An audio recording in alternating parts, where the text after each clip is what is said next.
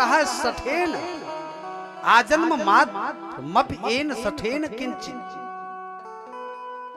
वो सठ है, चांडाल है। कौन? मैं नहीं अपनी तरफ से कह रहा हूं, एक भी शब्द जो भगवान की कथा को न सुनते हो, जो गलत सोच बना करके बैठे हो। सूत जी महाराज जी कहते हैं चित्तम विधाय सुख शास्त्र कथा न पीता। वो जानते हो चांडाल है। खर वद्युत तेन नीतम। खर का मतलब है क्या? गधा। और खर का खल बराबर, खर बराबर खल। खल का मतलब समझ रहे हो? जो सरसों के पेरने से निकलती है वो ये खल है। तभी तो इधर उधर फेंका रहता है, उसका कोई प्रयोजन नहीं है। तेल का ज्यों ही कढ़ाई में पड़ता है, कढ़ाई में त्यों ही जिह्वा अपने आप बोलने लगती है। और ले आओ थोड़ी सी सब्जी आलू पालक की। हाँ बहुत अच्छी है, क्या बात है, स्वादिष्ट है महाराज। किसके द्वारा? उस तेल के द्वारा। और महाराज जी मान लीजिए उस सब्जी में उस खल को डाल दिया जाए तो सब्जी कैसे बनेगी, कितनी अच्छी लगेगी, आप विचार कीजिए। खल का मतलब हमें लगता है कुछ कम समझ में आ रहा है क्या? खल का मतलब है खरी। खरी सरसों की पेराई के पश्चात में जो खल रहता नहीं, उसी को कहते हैं खरी। अच्छा, खल अगर सब्जी में डाल दिया जाए तो महाराज कोई ये खाएगा नहीं। तो मानो खल बनने का प्रयास मत कीजिए प्यारे, भगवत भक्त बनने का प्रयास कीजिए। मेरे कहने का यह उद्देश्य है। खर कहा, खर वद्युत तेन नीतम। खर का मतलब गधा। गधा वो क्या है जो भगवान की कथा को न सुनते हैं, जानते हो? वो गधा है।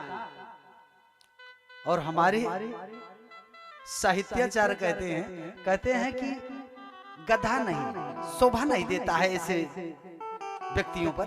फिर क्या कहा जाए? बोले कि इनका एक नामकरण और कर दीजिए ना, जो भगवान की कथा न सुनते हो। बोले कि क्या नामकरण किया जाए? बोले कि इनका नामकरण कर दीजिए बैसाख नंदन। क्या? बैसाख नंदन। बैसाख नंदन आप कर दीजिए। अब बैसाख नंदन हो गया उनका नाम। बैसाख नंदन का मतलब समझते हो?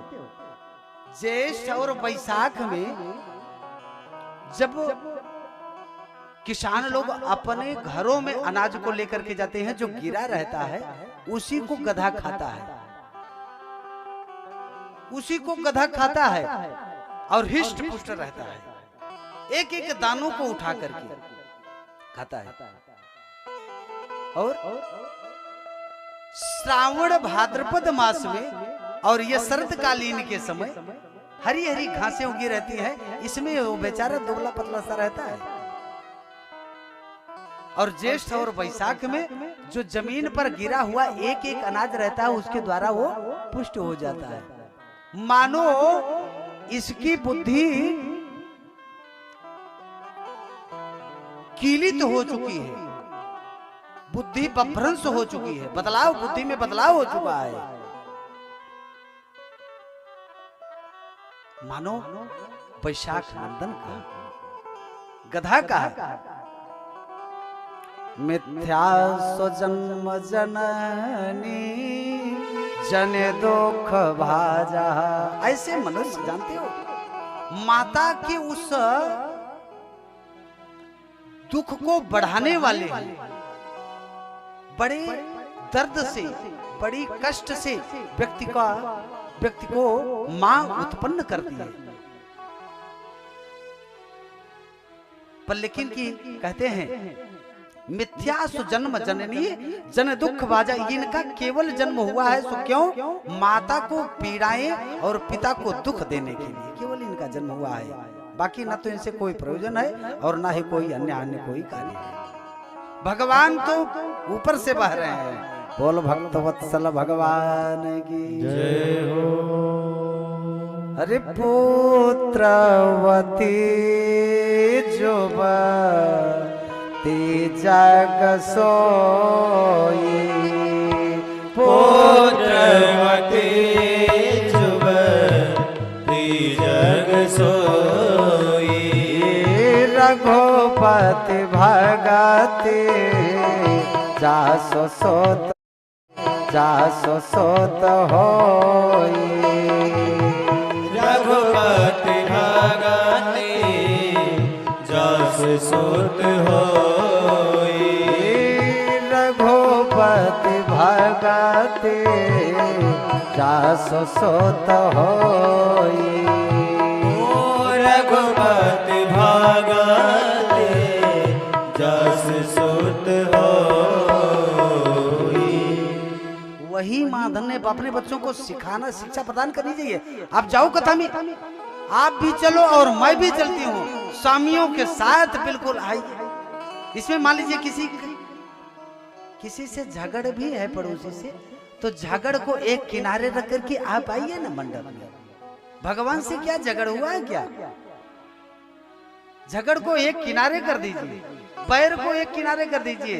अब इस 7 दिनों के लिए आप बिल्कुल भगवत भक्तिमय के साथ रहिए। बोलो भक्त वत्सल भगवान की। इस प्रकार से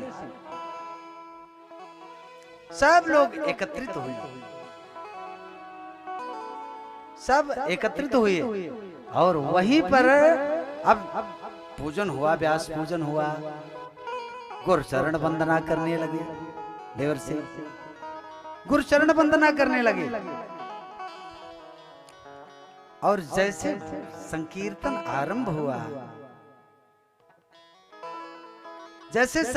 आरंभ हुआ, हरे श्री कृष्ण गोविंद हरे मुरारे, हे नाथ नारायण वासुदेव। श्री कृष्ण गोविंद हरे मुरारे, हे नाथ नारायण वासुदेव। श्री कृष्ण गोविंद हरे मुरारे, हे नाथ नारायण वासुदेव। श्री कृष्ण गोविंद हरे मुरारे, हे नाथ नारायण वासुदेव। हे नाथ नारायण वासुदेव, हे लक्ष्मी नारायण वासुदेव।